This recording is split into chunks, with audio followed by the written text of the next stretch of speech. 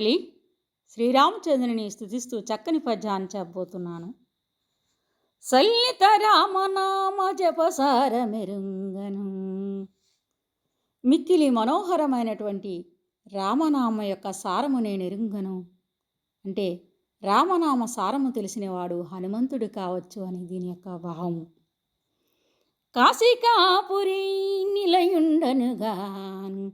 నేను కాశికా నగరమున నివసించలేదు. అంటే కాశికా నగరంలో నివాసం ఉన్న వారికి పుణ్యము లభించును అని దీని యొక్క భావము. ఈ చరణ నీరజరేణు మహాప్రాభవముల్ తెలియ అహల్యనుగాను జగతీవరా. ఈ పాదపద్మాల యొక్క ధూళి రేణువులు మహామహిమలు తెలుసుకొన అహల్యనుగాను.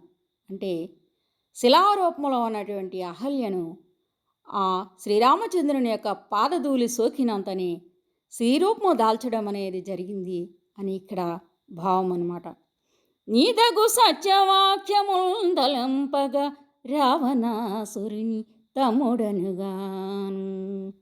నీ సత్యభాషణములు దలుచుకొని నిన్ను స్తుతించుటకు నేను రావణాసురుని తమ్ముడైనటువంటి విభూషణునిగాను.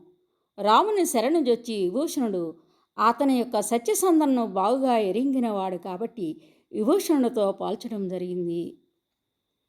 భవద్విలాసముల్ దలించను తింప నా తరమే దాసరథి కరుణాపయోనిధి.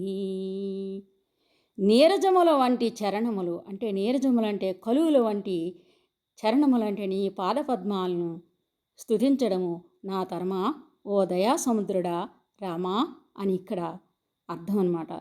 ధన్యవాదములు.